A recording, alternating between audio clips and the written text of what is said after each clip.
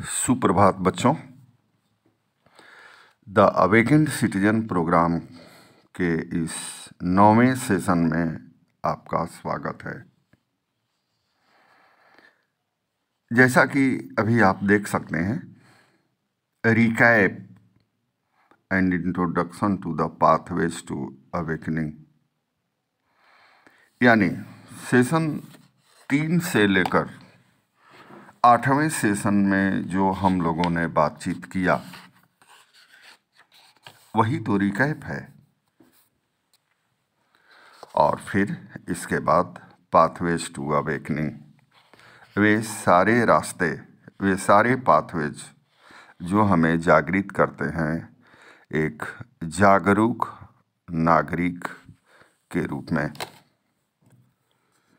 बच्चों, इस क्रम में मैं आपको याद दिलाना चाहूँगा कि इस सेशन का मुख्य संदेश ये है कि हम उन सारे सिचुएशंस, एक एक सिचुएशन को एक अपॉर्चुनिटी के रूप में हम इस्तेमाल करेंगे, एक जागरूक नागरिक के रूप में, और उन सर्वोत्तम संभावनाएं जो हमारे हैं अंदर, उसको जागृत करने का। बच्चों, तुम लोगों ने देखा कि स्वयं के प्रति हमारे क्या उत्तरदायित्व हो सकते हैं। स्वयं का विकास करना, जैसे एक माँ होती है, वह घर में खाना सबके लिए बनाती है।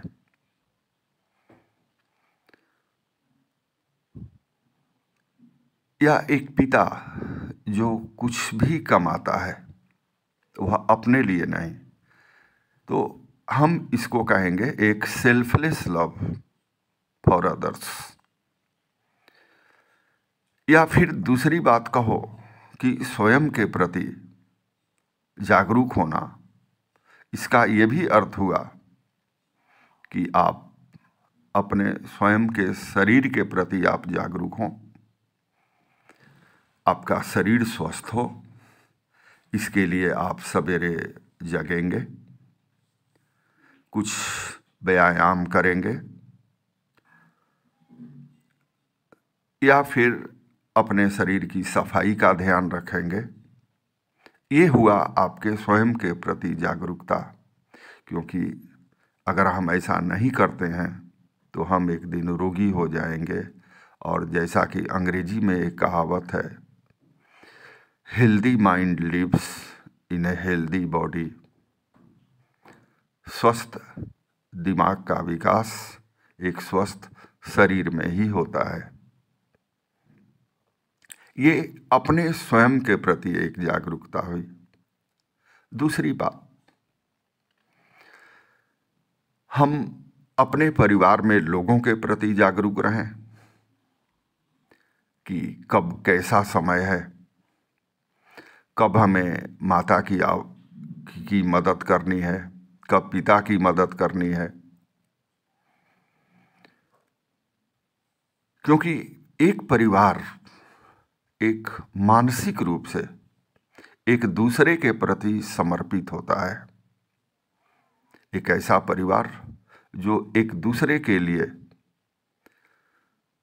हर समय हर पल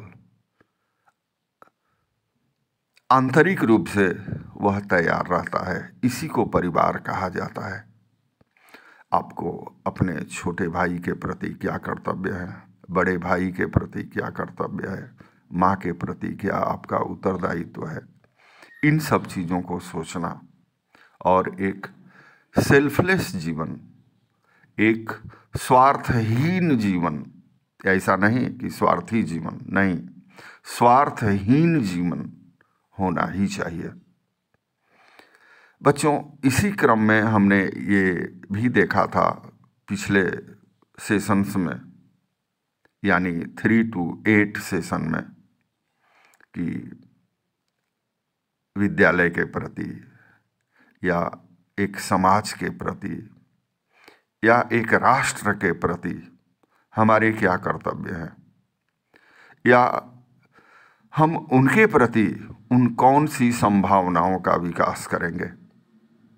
बच्चों, इस क्रम में मैं एक कहानी कहना चाहूँगा जिसे आप भी परिचित हैं, आपके विद्यालय में भी ये कहानी पढ़ाई जाती है, आपने भी पढ़ा होगा। राम का राज्याभिषेक होने वाला है, राम को राजा बनाया जाना है अयोध्या का। ये सारा प्रोग्राम तय होता है, लेकिन जब राज्याभिषेक का समय आता है तो उनको कहा जाता है कि आप जंगल आपको जाना है एक लंबे समय के लिए, और राम उसको सहर्ष स्वीकार करते हैं। बच्चों, एक बात सोचने की है कि राम अगर जंगल नहीं जाते तो क्या वो मर्यादा पुरुषोत्तम राम कहला पाते? नहीं, अपने पिता दशरथ की तरह वह सिर्फ एक अयोध्या के राजा बनकर रह जाते।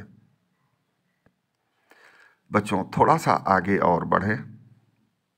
उनकी पत्नी का अपहरण होता है। उनका ननिहाल भी बड़ी नज़दीक था। ये तो है कि राजा के बेटे थे, उनका ननिहाल भी कोई, वो भी राजा ही होंगे। नज़दीक में है उनका ननिहाल, लेकिन वहाँ से वो कोई मदद नहीं लेते हैं। वो मदद किसकी लेते हैं? तो उन बानर भालू जो सुग्रीव हैं, जो जिनको देश निकाला दिया हुआ है। आपको तो पता ही होगा कि सुग्रीव के भाई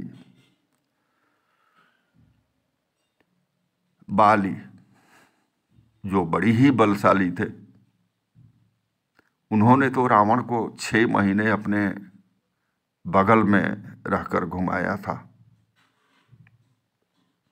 लेकिन वो बाली का साथ नहीं देते हैं। बाली कहते हैं, मैं बैरी सुग्रीव पियारा, कारण कौन नाथ महिमारा। बच्चों, वो बाली का साथ नहीं देते हैं, क्योंकि बाली ने सुग्रीव की पत्नी को स्वयं रख लिया था अपने राज्य में, और सुग्रीव को उन्होंने देश निकाला दिया था। सुग्रीव परित्यक्त थे। बच्चों, राम का अद्भुत साहस देखो। सुग्रीव को वो अपना सेनापति भी नियुक्त करते हैं, और फिर रावण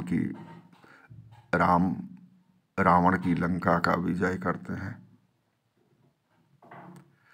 बच्चों, इस लड़ाई के बाद भी वो लंका का राजा स्वयं नहीं बनते हैं, बल्कि रावण के सबसे छोटे भाई विभीषण को वहाँ का राज्य सौंपते हैं। और फिर इस तरह जब वो लौटते हैं अयोध्या, तो सिर्फ वो अयोध्या के नहीं रहते हैं, बल्कि वो संपूर्ण भारतवर्ष में उनकी जय जयकार होती है। बच्चों, एक छोटी सी बात मुझे छूट गई। वो सबरी को भी माँ का दर्जा देते हैं, उसके जूठे बेर भी खाते हैं।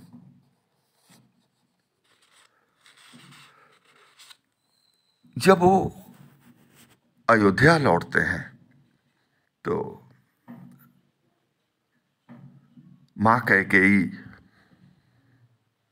शर्माती है उनसे मिलने में, लेकिन सबसे पहले वो माँ कैकेयी के ही पास जाते हैं।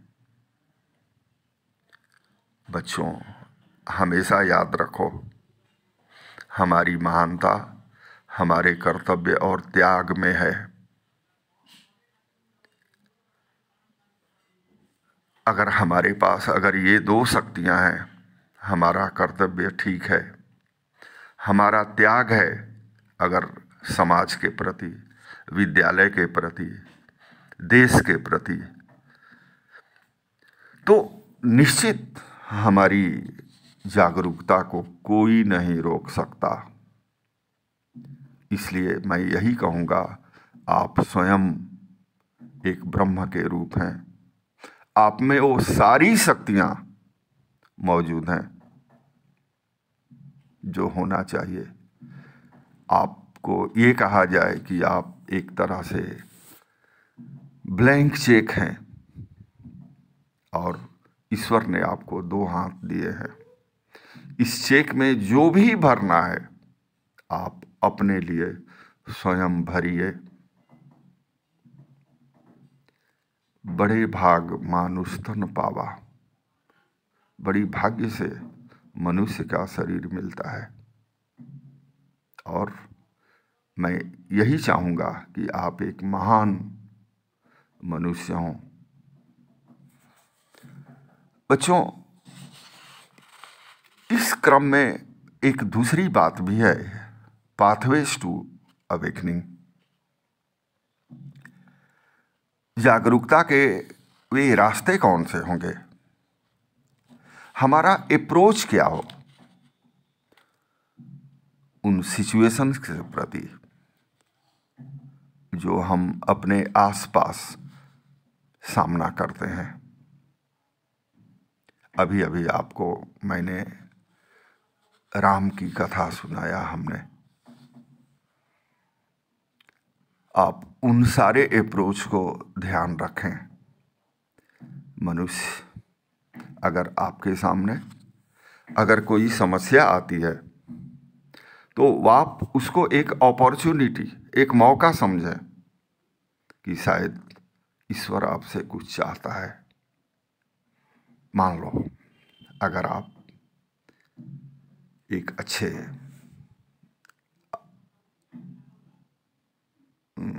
नौकरी में आपका सिलेक्शन होता है और आपका अपॉइंटमेंट ऐसे जगह पर होता है जहां कोई भी व्यक्ति नहीं जाना चाहता है। आप हमारे समझ से आप उस चुनौती को स्वीकार करो। आपको तो वह करना है जिसको किसी ने नहीं किया। तब ये माना जाएगा कि आप एक जागरूक नागरिक हैं। बच्चों, इस क्रम में एक बात और मैं कहूँगा। मान लीजिए अपने कर्तव्य को, अपने कार्यों को, अपने उत्तरदायित्व को पूरा कर व्यक्ति महान बन जाता है और अपने कर्तव्य को छोड़ने के बाद एक व्यक्ति राक्षस बन जाता है। मान लीजिए आप 8वें में फर्स्ट डिवीजन से आपने अपनी कक्षा को पास किया है, तो कर्तव्य करते हुए आप, इसका अर्थ ये नहीं हुआ कि 9th में आपको पढ़ना नहीं है। यानी आपको 9th में भी आपको अपने कर्तव्य को करना है।